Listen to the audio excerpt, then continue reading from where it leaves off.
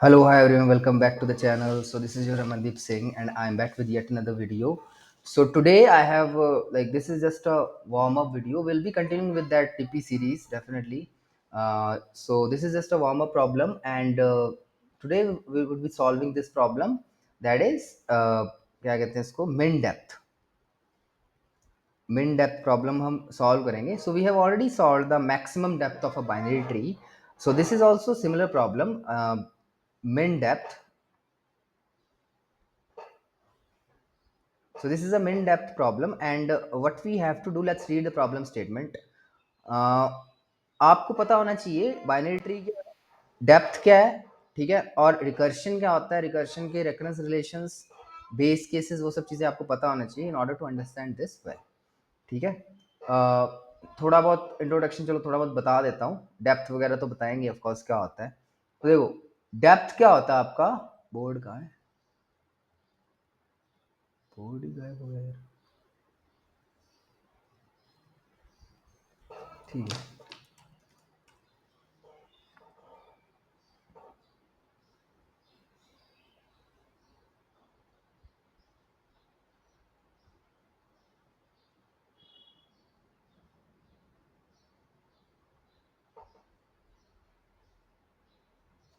हाँ तो कहाँ थे हम, डेप्थ पे है ना.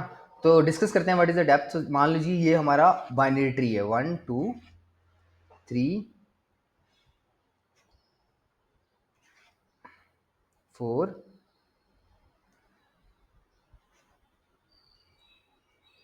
5. क्या हो गया इसको,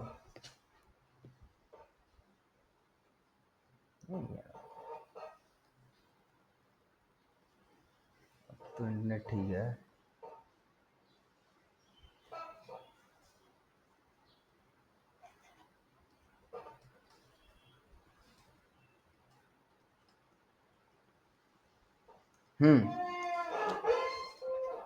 ठीक है.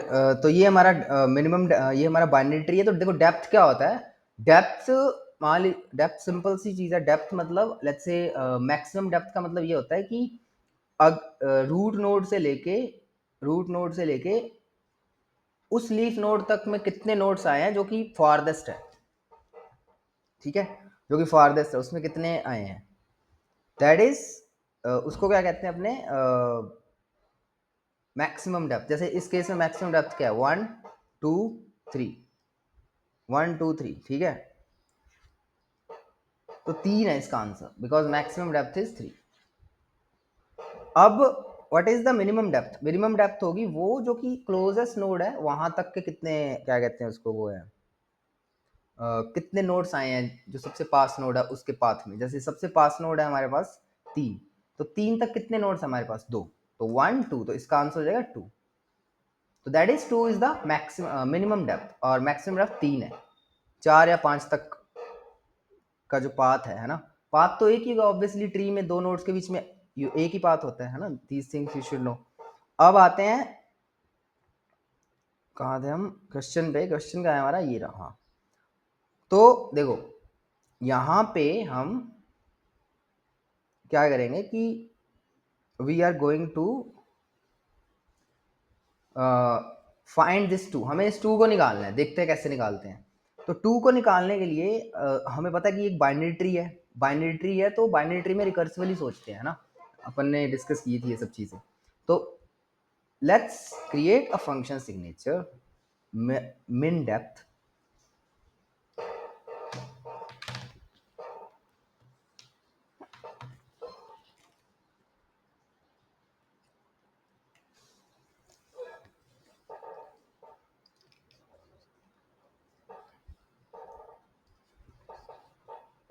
underscore depth, ठीक है, min depth and we have root. तो min depth रूट. अब इसमें क्या कहते हैं कि इसमें हम what this function is going to return, ये फंक्शन इट विल रिटर्न अपना क्या कहते हैं इसको, minimum depth of the binary tree rooted at this node, ठीक है. अब यहाँ से क्या होगा कि how this will actually be implemented वो देखते हैं। उससे भी पहले एक चीज हम देख सकते हैं कि what will be the base case, है ना। बेस केस क्या होगा? बेस केस सिंपल होगा कि भाई जब हमारे पास एम्प्टी ट्री है, एम्प्टी ट्री मीन्स एक भी नोड नहीं है, एम्प्टी ट्री में नोड नल है, तो इफ रूट या नोड जो भी ले लो, root is equal to null,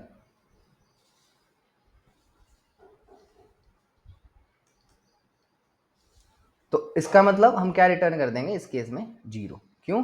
क्योंकि जिस ट्री में नोड ही नहीं है उसमें पाथ का कोई मतलब ही नहीं है, जीरो ही होगा उसकी डेप्थ। नो काउंट तो नोड करने हैं ना, तो अगर रूट नल है तो जीरो आंसर है, अगर एक है तो आंसर एक है, दो नोड्स है तो आंसर दो है, बस यही करना है। तो लिख देते हैं base case without wasting more time.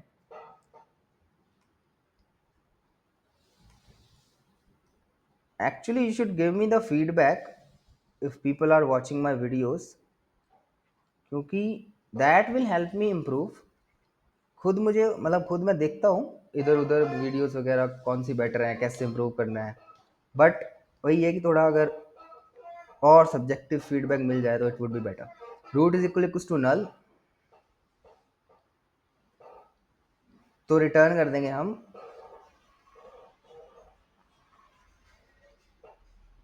क्या रिटर्न करेंगे? जीरो। ये अपना बेस केस है विदाउट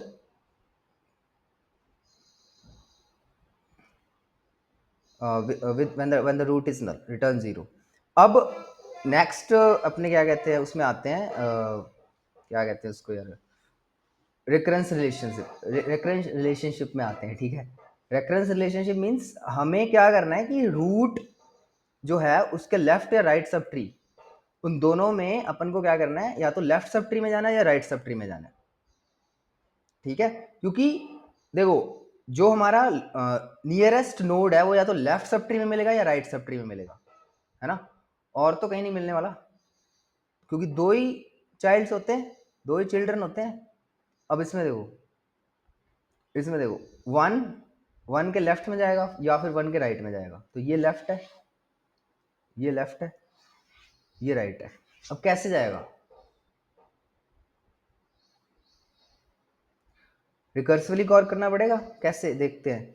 तो हम यहाँ चेक करेंगे कि भाई अगर लेफ्ट साइड में सब ट्री है या नहीं, अगर है फिर तो जाने का फायदा, अगर नहीं है फिर तो जाने का फायदा नहीं है वहाँ। अगर किसी रूट नोड के लेफ्ट में कोई नोड ही नहीं है तो वाई टू गो देयर, मतलब कॉल ही नहीं करने का मतलब ही नहीं है। तो वो कंडीशंस हम यहाँ चेक करते हैं कि मतलब इफ कंडीशन लगाते हैं। क्यों? क्योंकि वहां पे कुछ नहीं मिलने वाला, वहां पे हमारा नोड जो है वो नल होगा। Root dot left is equal to, एक बेस केस ये हो गया। अब देखो ऐसा भी तो हो सकता है कि राइट में भी हमें कुछ ना मिले, राइट में भी हमें कुछ ना मिले, कि भाई रूट नोड है ये वाला केस। तो पहला वाला केस तो हमने डिस्कस कर लिया, बेस केस, कि जब हमारा ट्री नल है। दूसरा ये है कि जब एक नोड हो, जैसे ये है, अब इसका लेफ्ट भी जीरो है और राइट भी जीरो है, दोनों साइड नल है, तो चेक करेंगे and root dot right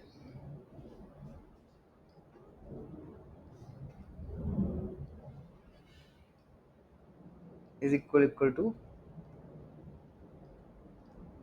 null।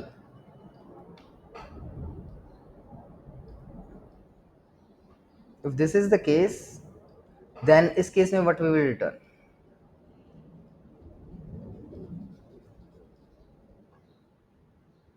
We will return 1, ठीक है। और उसके बाद आ जाते हैं हम दूसरी चीज पे। दो बेस केसेस डिस्कस कर लिए हैं। अब एक चीज देखो कि भाई लेफ्ट में सब ट्री नहीं है, राइट में है, राइट में सब ट्री नहीं है, लेफ्ट में है। तो if root dot left is equal to null. अच्छा, यहाँ ये चेक करने की जरूरत है कि राइट में नल नहीं है? जरूरत नहीं है, क्योंकि अगर ये भी चेक करेंगे कि राइट में नल नहीं है ना, तो मतलब देखो चेक करने की जरूरत नहीं है, सोचना क्यों, ठीक है। Root dot left is equal to null, क्योंकि अगर राइट भी नल होता तो फिर यहीं से रिटर्न हो जाता ना। तो इसका मतलब ये है कि what we are gonna do is, अगर ये है तो फिर आंसर क्या हो जाएगा, क्या रिटर्न करेंगे उस केस में? वी विल रिटर्न 1 प्लस, क्योंकि हमें आंसर मेरा मिलेगा right sub tree, 1 plus min depth underscore depth root dot right। ठीक है, अब नेक्स्ट आ जाते हैं, if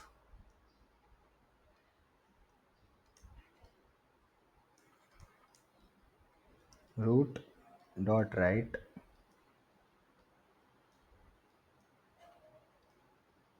is equal to null. अब अगर राइट नल है तो क्या होगा?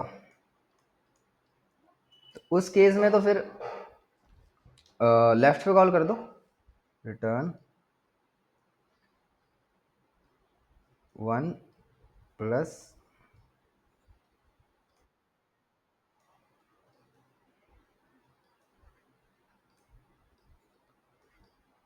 Root dot left. ठीक है, so this is how it is. अब आते हैं कि लेफ्ट राइट हो गया, अब सारे केसेस डिस्कस हो गए? नहीं हुए। मेन तो रह ही गया, जब दोनों साइड हमारे पास नोड्स हैं, है ना, उस केस में क्या करेंगे? इफ लगाने की अब तो जरूरत ही नहीं है, वही केस रह गया, दोनों सही सलामत है, लेफ्ट एंड राइट। ठीक है, तो this is how it is going to return min of left and right. ठीक है, और उसमें एक ऐड कर देंगे जहां से वो फंक्शन कॉल हो रहा था। समझ आया? So this is how it is going to look like. आते हैं कोडिंग पे, आते हैं। What will be the time and space complexity? Time and space complexity discuss करते हैं इसकी। देखो चलो पहले कोडिंग कर लेते हैं, फिर उसके बाद करते हैं। तो यहाँ पे था, कहाँ है इसका एडिटर, कहाँ है?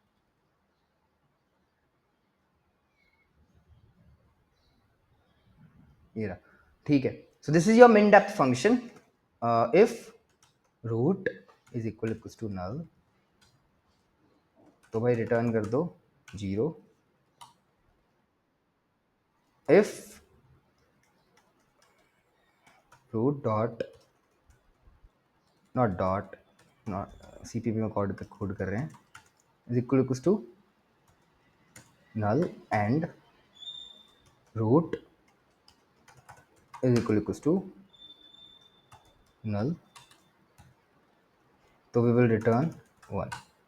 If root left is equal to null, then we will return 1 plus min depth root dot root left, not left, right. If root return 1 plus min depth, दोनों केसेस, तीनों केसेस कंसिडर हो गए, चारों cases, final वाला case भी consider कर लेते हैं, बेस्ट केस या फिर रेकरेंस वाला जो केस है जिसमें दोनों चाइल्ड नोड्स हैं। मिन ऑफ मिन डेप्थ रूट लेफ्ट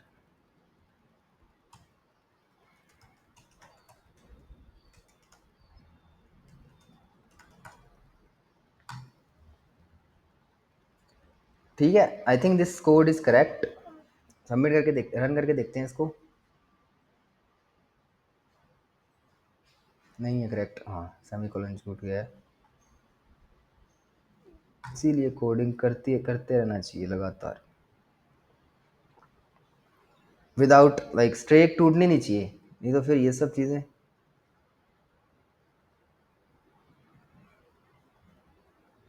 वही या नहीं पास, सबमिट करके देखते हैं।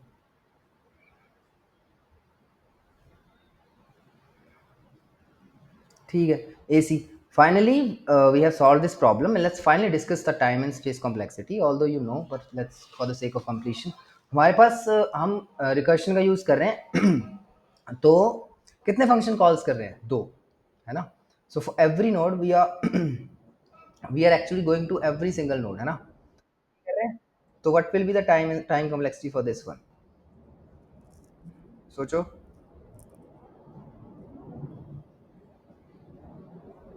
एक नोड को एक ही बार विजिट कर रहे हैं और तो कुछ नहीं है, it would be big of N,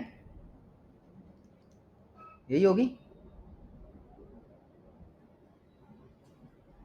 या फिर कुछ और होगी? What do you think?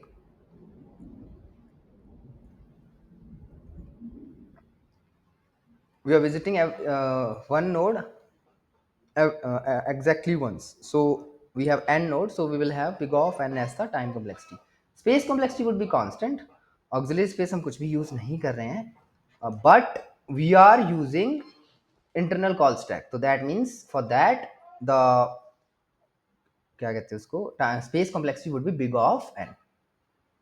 ये है हमारा इंटरनल कॉल स्टैक की जो हमारी मेमोरी है वो, ठीक है?